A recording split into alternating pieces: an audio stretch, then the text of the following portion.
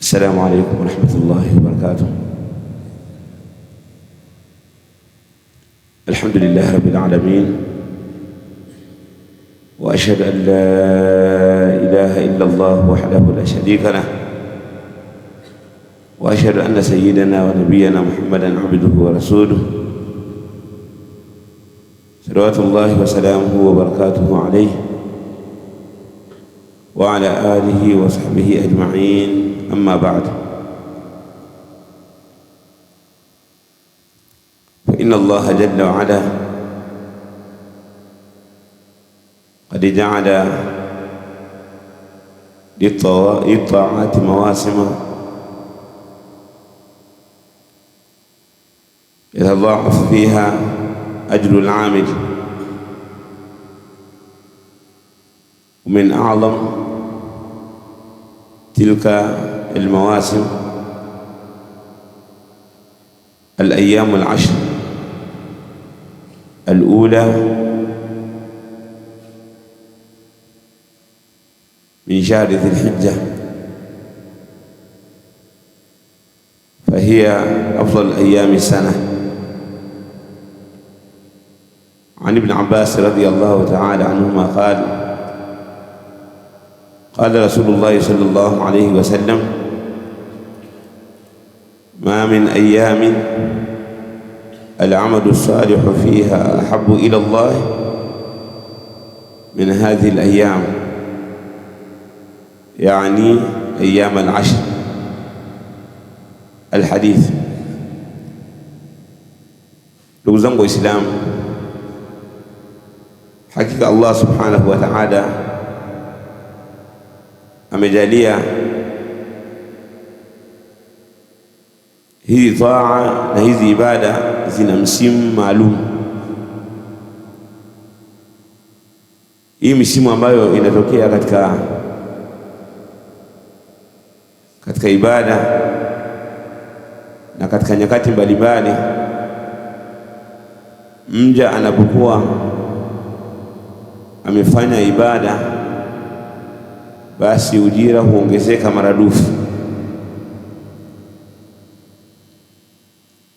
Mtu akifanya ibada katika hii misimu ambayo ni misimu ya kheri, ujira unaongezeka mara zaidi.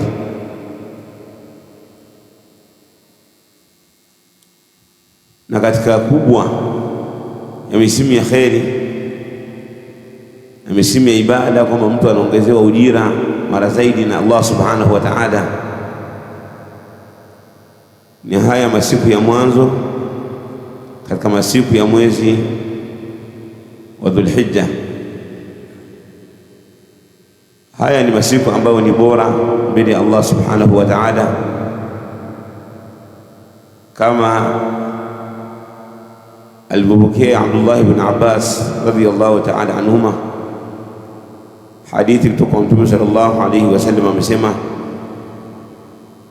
ما من أيام العمل الصالح فيها أحب إلى الله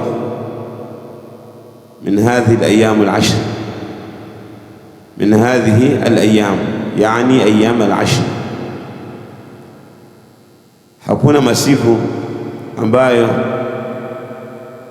matendo mema katika masiku hayo yanapendeza zaidi mbele ya Allah subhanahu wa ta'ala kuliko haya masiku 10. Masiku 10 katika mwezi wa Dhulhijja.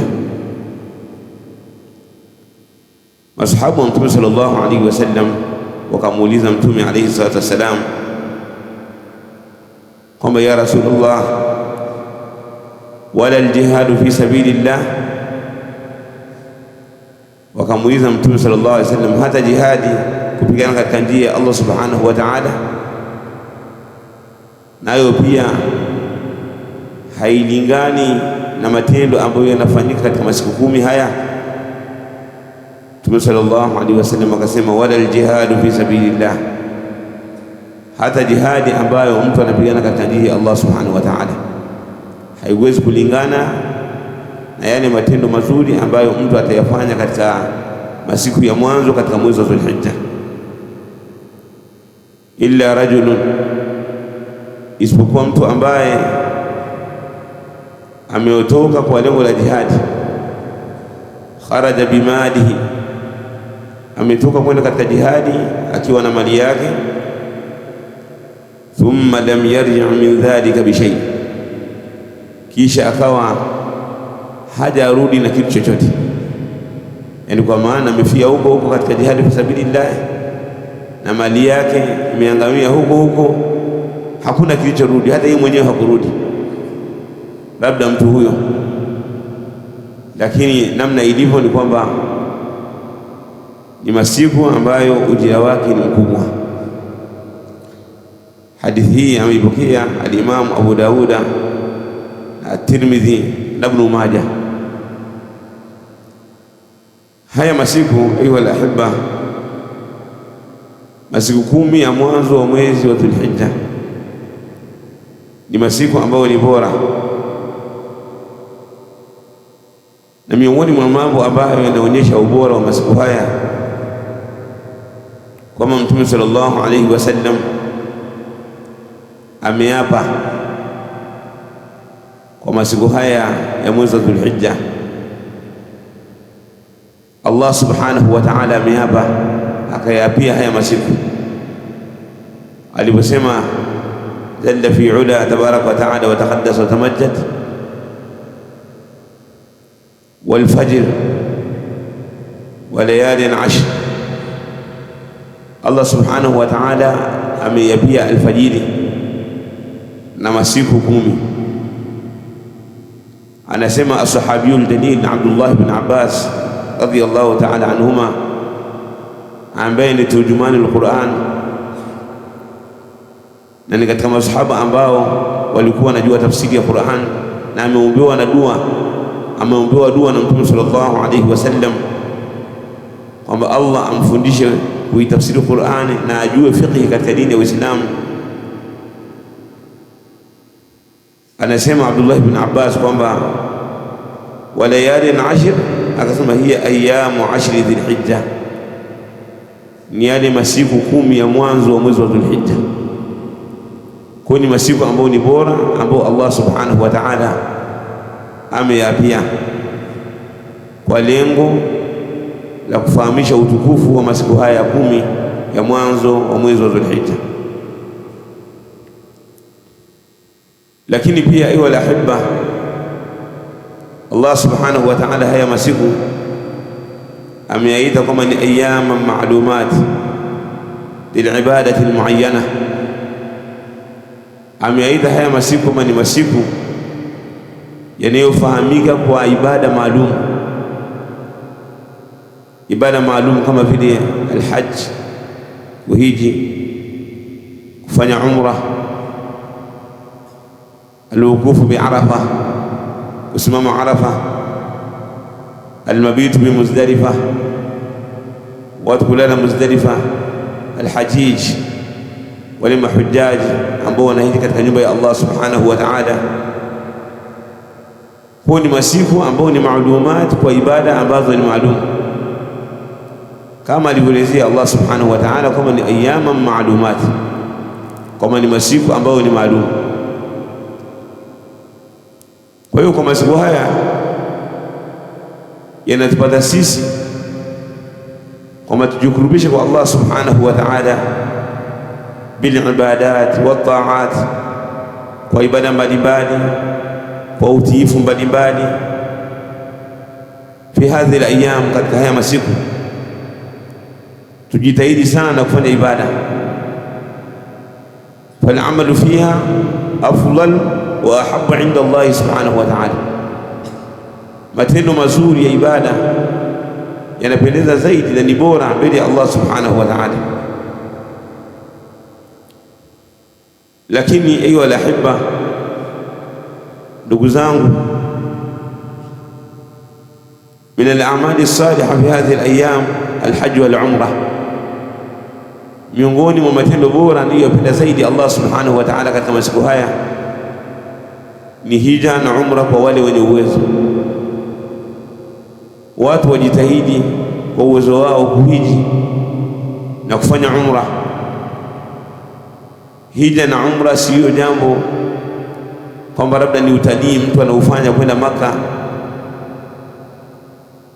si jambo la utalii au si jambo ambalo mtu analifanya kwamba yani inapendeza kulifanya au inafaa kulifanya, bali ni jambo la lazima kwa kila mwenye uwezo.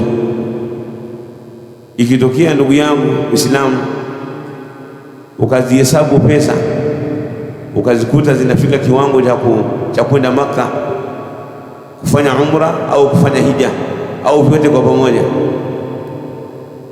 huna khiari ya kutokwenda, ni lazima uende. Na ikiwa umetokea kwamba hujaenda, basi inawezekana ukastahiki kuadhibiwa na Allah subhanahu wa ta'ala. Inawezekana ukaadhibiwa na Allah kwa sababu ya kutokwenda Makka, kwenda kufanya ibada ya hija au ibada ya umra au kufanya ibada zote hizo, hija na umra. Kwa ni ibada ambazo ni wajibu, na katika haya masiku 10 ya mwezi wa Dhulhijja hizi ibada zinapatikana. Kwa hiyo fayakhruju almuslim almustati'u mulabbiyan, atatoka muislamu mwenye kuweza kufanya ibada ya hija na umra hali ya kuwa ni mwenye kumwitikia Allah subhanahu wa ta'ala, qailan, hali ya kuwa ni mwenye kusema labbaik allahumma labbaik labbaik la sharika laka labbaik innal hamda wan ni'mata laka wal mulk la sharika laka. Anaelekea Maka hali ya kuwa anasema hivyo, anamwitikia Allah subhanahu wa ta'ala, Allah ambaye hana mshirika, Allah ambaye ana ufalme ambao umekamilika, ambao la ya'tadihi an-naqais wal 'uyub, ufalme ambao hauna mapungufu wala dosari zozote. Anaenda kwa kuitikia kwa kusema labbaik allahumma labbaik labbaik la sharika laka labbaik innal hamda wan ni'mata laka wal mulk la sharika laka, kwamba sifa zote njema zilizokamilika ni zake yeye Allah subhanahu wa ta'ala. Anamwitikia Allah subhanahu wa ta'ala, wal hajjul mabrur laysa lahu jazaa'un illa aljanna, na hija ambayo mtu kaifanya kwa vigezo kama vile inavyotakiwa, ambayo haina fiski ndani yake, haina uovu ndani yake, haina mijadala miovu mibaya, kujadiliana mabishano, haina kama mtu amefanya yale ambayo yanaharamishwa ndani ya hija, hiyo hija haina ujira isipokuwa pepo. Kama mtu akifanya vile inavyotakiwa atapata pepo ya Allah subhanahu wa ta'ala.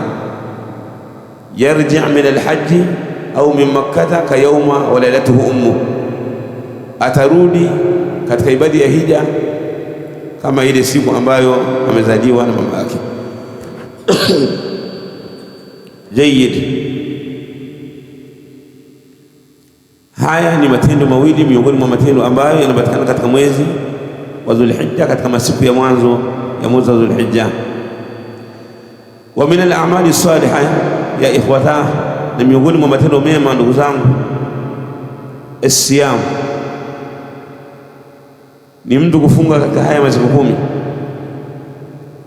Anaweza akafunga masiku 10 yote, yani kwa maana masiku 9 kuanzia mwanzo wa mwezi wa Dhulhijja akafunga mpaka siku ya Arafa, yani akafunga masiku yote 9, kwa maana siku ya 10 inakuwa ni siku ya Eid. Inafaa kuyafunga masiku yote au kufunga baadhi yake, kila mmoja ataangalia namna ambavyo ataweza. Kwa hiyo inafaa kufunga katika masiku haya kama alivyosema al-Hafidh Ibn Hajar al-Asqalani rahimahullahu ta'ala alipokuwa anaweka comment na ta'liq katika hadithi ya Abdullah ibn Abbas radhiyallahu ta'ala anhu. Amesema akiwa anaisherehesha hadithi hii akasema wastudilla bihadithi ibn Abbas radhiyallahu anhuma, na maulama wameifanya dalili hadithi Abdullah ibn Abbas, Allah amridhie yeye na baba yake, fi fadli siyami ashri dhilhijja, katika kufunga masiku ya mwanzo wa mwezi wa Dhulhijja, lindiraji saumi fil amal, kwa sababu ya kuingia saumu katika matendo yaliyokuwa mema, kwa sababu Mtume sallallahu alayhi wasallam amesema al-amalu salih fihin, matendo mema katika haya masiku 10 ahabu ila Allah, kama hayo matendo ni bora na yanapendeza mbele ya Allah subhanahu wa ta'ala. Kwa hiyo na saumu ni katika amali, ayuha al-ahibba. Kwa hiyo yule atakayefunga hayo masiku ya mwanzo katika mwezi wa Dhulhijja, basi atakuwa amefanya matendo ambayo anayapenda Allah subhanahu wa ta'ala. Kwa hiyo itafaa kwa Muislamu afunge masiku haya, atayafunga haya masiku 9 ya mwanzo katika mwezi wa Dhulhijja yote, na anaweza akafunga baadhi yake kama tulivyotafadhali kusema hapo kabla ya hapo. Kwa hiyo jambo litarudi kwa Muislamu mwenyewe ambaye anajikurubisha kwa Allah subhanahu wa ta'ala. Wa min al-a'mali as-salihah fi hadhihi al-ayyam at-tahlil wat-takbir wat-tahmid, miongoni mwa matendo yaliyokuwa mema katika haya masiku ni mtu akithirisha kusema la ilaha illa Allah wahdahu la sharika lah, lahul mulku wa lahul hamdu wa huwa ala kulli shay'in qadir. Na anaweza akazidisha yuhyi wa yumit, yani kwa maana akisema la ilaha illa Allah wahdahu la sharika lah, lahul mulku wa lahul hamdu yuhyi wa yumit wa huwa ala kulli shay'in qadir, na kusema Allahu akbar, na kusema alhamdulillah, au akazikusanya zote kwa pamoja, subhanallah, alhamdulillah, wa la ilaha illa Allah, Allahu akbar.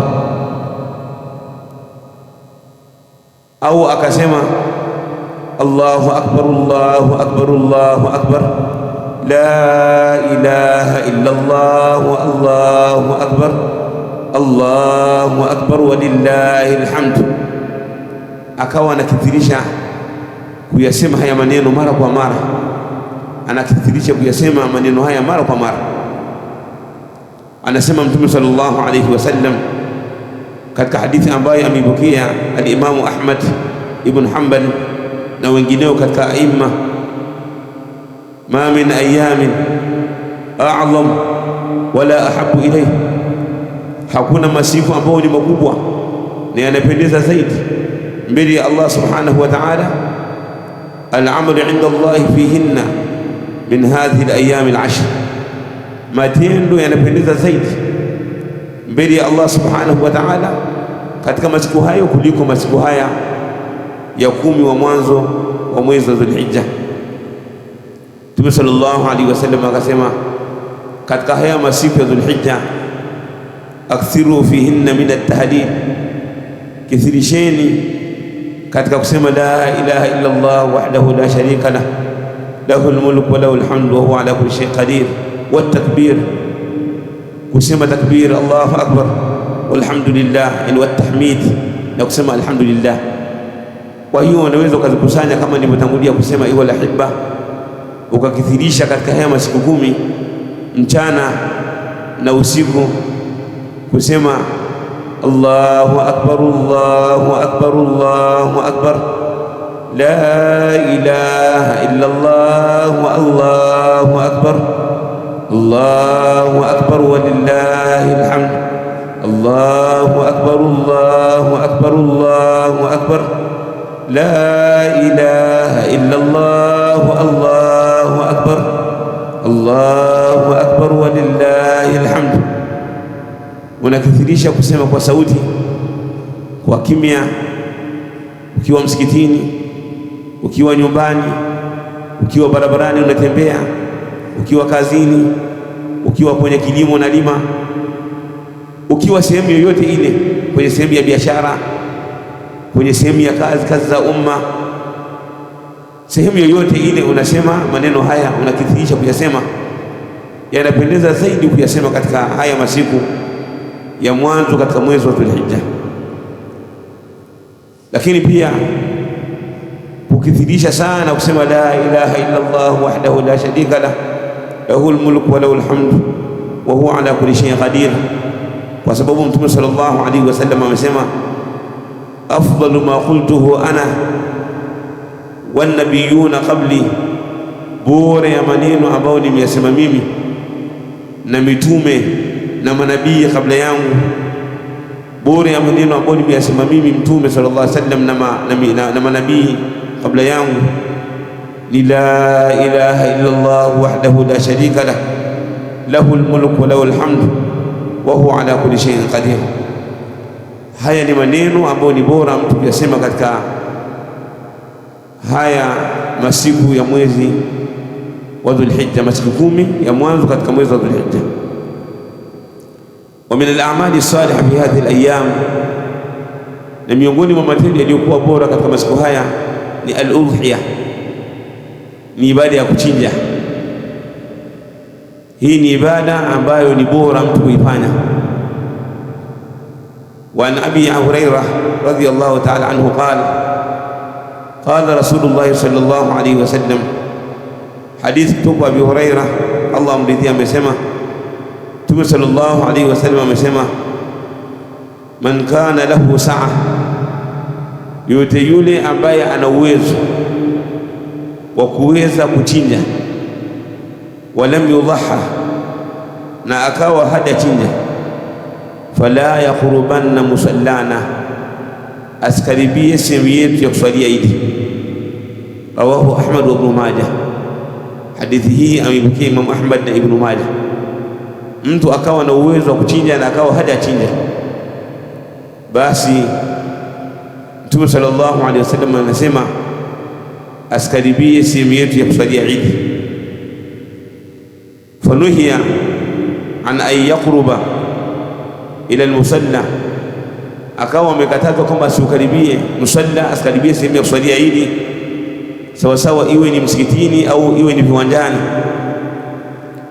liannahu asa Allah subhanahu wa ta'ala haythu salla wa lam yudhaha au wa lam yudhahi, amemwasi Allah subhanahu wa ta'ala pale ambapo amesali salatul Eid lakini hajachinja, amekhalif kauli ya Allah subhanahu wa ta'ala aliposema fasalli lirabbika wanhar, swali kwa ajili ya Allah subhanahu wa ta'ala na uchinje kwa ajili ya Allah subhanahu wa ta'ala.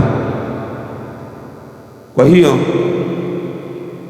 kila mmoja ajitahidi an yahris ala alibadat, apupie katika kufanya ibada katika haya masiku 10 ya mwanzo wa mwezi wa Dhulhijja. Sabiku ila alkhairat, nendeni mbio katika kufanya mambo ya khairi. Wasari'u ila maghfirati min rabbikum, nendeni mbio katika maghfira ya Mola wenu Allah subhanahu wa ta'ala. Aksiru min alibadat, ithirisheni katika ibada, kufanya ibada mbalimbali, kumswalia sana mtume wetu Muhammad sallallahu alaihi wasallam. Mtu akithirisha kumswalia mtume alayhi salatu wassalam, amswalie imma kwa siaghi mbalimbali, yani amswalie ile biakmali as-salati wassalam, kwa kumswalia kiukamilifu, kusoma ile as-salatu al-ibrahimiyya, Allahumma salli ala Muhammad wa ala ali Muhammad kama sallaita ala Ibrahim wa ala ali Ibrahim innaka Hamidum Majid, wa barik ala Muhammad wa ala ali Muhammad kama barakta ala Ibrahim wa ala ali Ibrahim innaka Hamidum Majid. Akithirisha haya maneno mara kwa mara katika haya masiku na masiku mengine tabaan, lakini ndani ya masiku haya yataakadu dhalika, kwamba jambo hili linakuwa linatakiwa zaidi na zaidi na zaidi mtu kulifanya, ni katika matendo bora zaidi ya kujikurubisha nayo kwa Allah subhanahu wa ta'ala. Lakini pia anaweza kumswalia kwa matamshi mafupi, iwe kwa kusema Allahumma salli wa sallim ala nabiyina Muhammad au anaweza akasema Allahumma salli wa sallim wa barik ala nabiyina Muhammad. Yote haya ni matamshi ya kumsalia Mtume Muhammad sallallahu alayhi wa ala alihi wa sallam. Thumma inna man arada an yudhiya, kisha hakika yule ambaye atakuwa na nia ya kuchinja, wa dakhala alayhi al-ashr, na ukawa yameingia haya masiku 10 ya mwanzo wa Dhulhijja, yani kwa maana utakapokuwa umeingia mwandamo wa mwezi wa Dhulhijja, fala ya'khudh min sha'rihi wala adfarihi shay'a, asikate kitu chochote katika nywele zake na wala katika kucha zake. Nywele yoyote ambayo inapatikana katika mwili wake asikate baada ya kuingia mwezi wa Dhulhijja. Akisikia kwamba mwezi umeandama, asikate chochote na wala asinyofue chochote katika mwili wake, asikate chochote wala asinyofue chochote katika mwili wake mpaka pale atakapokuwa amechinja. Fa idha dhabah, atakapokuwa amechinja, akala min udhiyatihi, atakula katika kile kichinjo chake, atakula na atatoa sadaka na atatoa zawadi, atoe sadaka, atoe zawadi, na nyama itakayobakia atahifadhi, atakula kidogo kidogo kutokana na ile nyama ambayo atakuwa amehifadhi. Na bora ya mnyama ambaye atamchinja ni badana, achinje ngamia. Ni bora kuchinja ngamia kwa yule mwenye uwezo wa kuchinja ngamia. Kisha mnyama anayefuatia katika ubora ni bakara, ni ng'ombe. Kisha baada ya ng'ombe, mnyama anayefuatia katika ubora ni adhaina, ni kondoo. Kisha baada ya kondoo, mnyama anayefuatia ni almaiz, ni mbuzi. Kwa hiyo ni ala tartibu, lakini hawa wanyama ndio ambao wanaochinjwa katika masiku haya ya mwezi wa Dhulhijja, kwa maana atawachinja kuanzia tarehe 10 katika mwezi wa Dhulhijja, yani siku ya Eid. Zote hizi ni siku za kuchinja. Siku ya Eid ni siku ya kuchinja ambayo ni tarehe 10 katika mwezi wa Dhulhijja, lakini pia siku ya tarehe 11 katika mwezi wa Dhulhijja, na siku ya tarehe 12 katika mwezi wa Dhulhijja, na siku ya tarehe 13 katika mwezi wa Dhulhijja. Haya ni masiku yote ya kuchinja, kwa maana atachinja kuanzia tarehe 10 mchana wake na usiku wake, na tarehe 11 mchana wake na usiku wake, na tarehe 12 mchana wake na usiku wake, na tarehe 13 mchana wake peke yake. Litakapokuwa limezama jua tarehe 13, hapo ibada ya kuchinja tayari itakuwa imekwisha. Na kuanzia tarehe 11, 12 na 13, haya masiku yote yanaitwa ayamu tashriq, yanaitwa ni masiku ya tashriq, ambao Mtume sallallahu alaihi wasallam anasema ni ayamu aklin wa shurbin, ni masiku ya kula na kunywa. Haifai katika masiku haya mtu kufunga, haitofaa. Ni masiku ambayo mtu ale anywe. Tayyib. Lakini pia watu 7 wanaweza kushirikiana katika kuchinja. Watu 7 wanaweza kushirikiana kwenye kuchinja. Wanaweza kushirikiana wakachinja badana, wakachinja nini? Ngamia. Watu 7 wanaweza kushirikiana, watu 7 kuchinja ng'ombe. Lakini je, wanaweza kushirikiana kuchinja mbuzi na kondoo? La, kondoo na mbuzi anachinja mtu mmoja mmoja. Lakini pia yani ni kipi bora, kuchinja mbuzi 7 au kuchinja ngamia au ng'ombe? Kuchinja mbuzi 7 ni bora kuliko kuchinja ngamia na kuchinja nini na kuchinja ng'ombe, yani kuchinja ngamia moja au ng'ombe mmoja sio bora kama kuchinja mbuzi 7 au kondoo 7. Lakini pia katika hao wanyama kama wanavyoelezea ulama Shafi'iyya radhiyallahu anhu, ni bora mtu achinje mnyama ambaye ni mweupe albayda.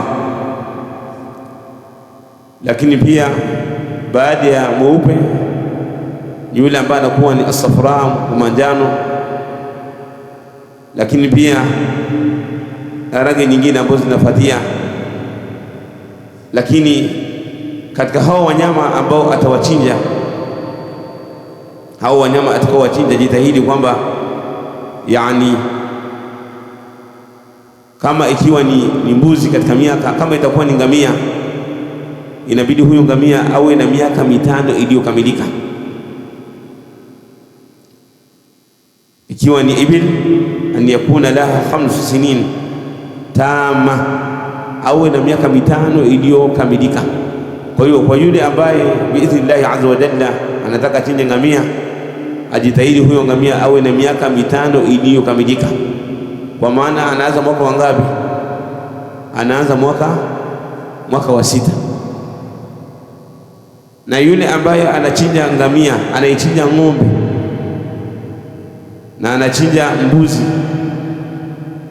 wao wanaanzia miaka 2 iliyokamilika. Ng'ombe na mbuzi wawe na miaka 2 ambayo imekamilika. Na yule ambaye atachinja kondoo awe na mwaka 1 uliokamilika. Yani kwa maana umeshakamilika mwaka 1, anaanza mwaka wa 2. Na katika ng'ombe awe na miaka 2, yani ng'ombe na mbuzi miaka 2 imekamilika, anaanza mwaka wa 3. Na katika ngamia miaka 5 iliyokamilika, anaanza mwaka wa 6. Hao wanyama ambao wanachinjwa wenye miaka hiyo ambayo tumeitaja, wasiwe na kilema ambacho kiko wazi, na wasiwe na upofu ambao uko wazi, na wasiwe na chongo ambacho kiko wazi. Kwa maana wawe na sifa ambazo zimekamilika, wasiwe wamekatwakatwa viungo, wasiwe ni wenye kukatwakatwa viungo, wawe ni wanyama ambao wamekamilika. Asiwe wamekonda kuja kukonda ambako kuko wazi.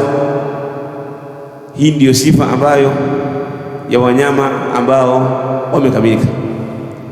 Haya ndiyo ambayo nimependa tukumbushane ndugu zangu, na muomba Allah subhanahu wa ta'ala atujalie tuwe ni wenye kujitahidi katika ibada katika masiku yetu yote ya umri, na Allah tujalie tuwe niweze kufanya ibada zaidi na zaidi katika misimu ya ibada, katika misimu ambayo watu wanakuwa ni wenye kufanya ibada kwa wingi na kupata ujira mwingi mbele ya Allah subhanahu wa ta'ala.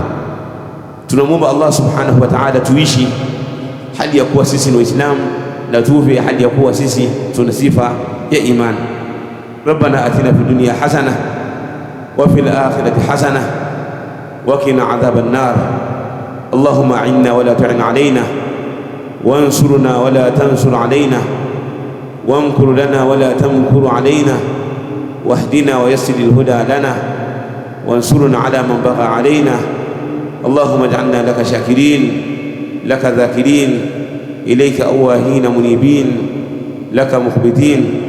Allahumma aminna fi awtanina wa aslih a'immatana wa ulata umurina waj'al wilayatana fi man ittaqaka wattaba'a ridaka ya akramal akramin. Rabbana atina fid dunya hasanah wa fil akhirati hasanah wa qina adhaban nar. واغفر للمؤمنين والمؤمنات والمسلمين والمسلمات الأحياء منهم والأموات برحمتك يا أرحم الراحمين. اللهم أرنا الحق حقا وارزقنا اتباعه وأرنا الباطل باطلا وارزقنا اجتنابه. ونسألك كما جمعتنا في هذا المكان أن تجمعنا في الفردوس الأعلى مع سيدنا وحبيبنا محمد صلى الله عليه وسلم وأبي بكر وعمر. والله تعالى عالم. صلى الله وسلم وبارك على نبينا محمد وعلى آله وصحبه أجمعين. walhamdulillahi rabbil alamin. Pata faida mbalimbali kutoka Markaz Imam Al-Muzani na nje ya Markaz Imam Al-Muzani kupitia chaneli yako pendwa ya Al-Muzani Online TV.